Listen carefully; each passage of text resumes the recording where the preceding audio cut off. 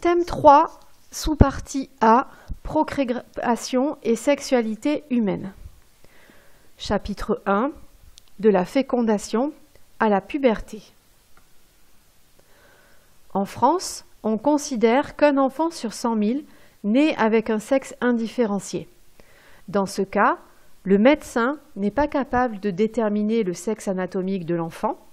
Les parents ont alors la lourde charge de choisir le genre de leur enfant qui sera inscrit à l'état civil. Le nouvel individu possède alors un peu des deux sexes. Ce n'est donc anatomiquement ni un homme ni une femme. Il faut alors se reporter au sexe génétique, identifiable grâce au karyotype. Cependant, l'un n'est pas toujours compatible avec l'autre. Voyons ce qu'il se passe au niveau du karyotype de la cellule œuf et comment se mettent en place les organes reproducteurs durant le développement embryonnaire. À un stade précoce du développement embryonnaire, vers 8 semaines d'aménorrhée, le sexe est indifférencié.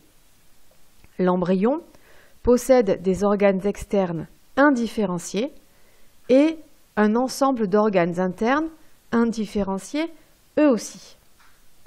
C'est d'ailleurs impossible pour le gynécologue lors d'un suivi de grossesse d'annoncer avec certitude le sexe de l'enfant aux futurs parents.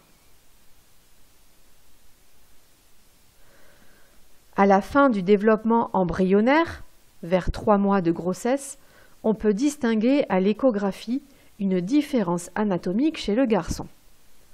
En effet, le bourgeon génital s'est développé pour former un pénis.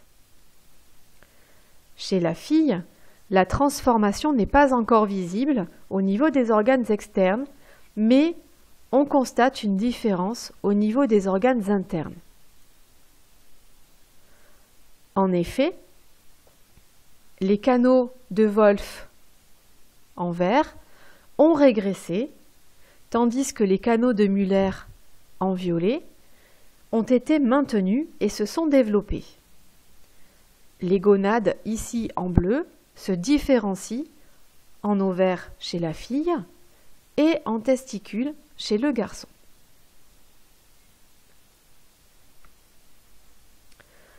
Pendant le développement fœtal, entre 3 et 9 mois de grossesse, les organes qui ont été formés pendant le développement embryonnaire grandissent.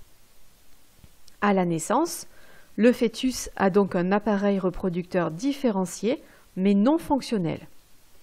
Chez la fille, les organes externes sont composés des grandes lèvres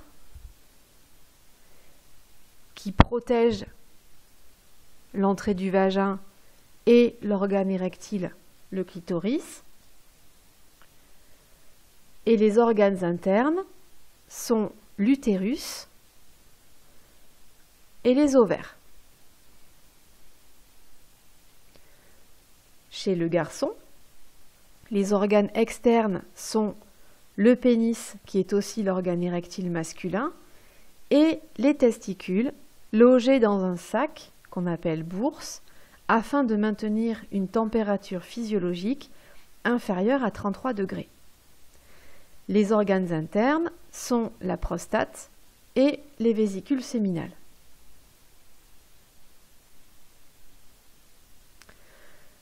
Dans la majorité des cas, les phénotypes sexuels correspondent à un karyotype dit normal. Une fille est caractérisée par la présence de la paire de chromosomes sexuels X et le garçon possède la paire de chromosomes sexuels XY.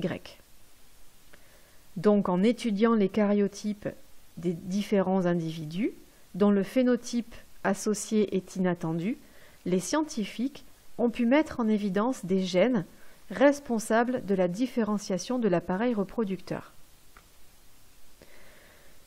Si on compare le cas masculin témoin avec le cas où le phénotype masculin correspond à un karyotype XX, on constate qu'il y a eu une translocation du gène SRY vers un chromosome X.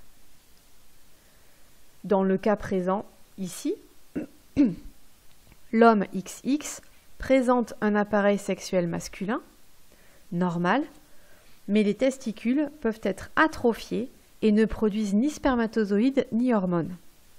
Il semblerait donc que le gène SRY soit responsable de la différenciation de l'appareil reproducteur en appareil reproducteur masculin. Mais ce n'est pas le seul gène mis en cause dans la différenciation de l'appareil reproducteur.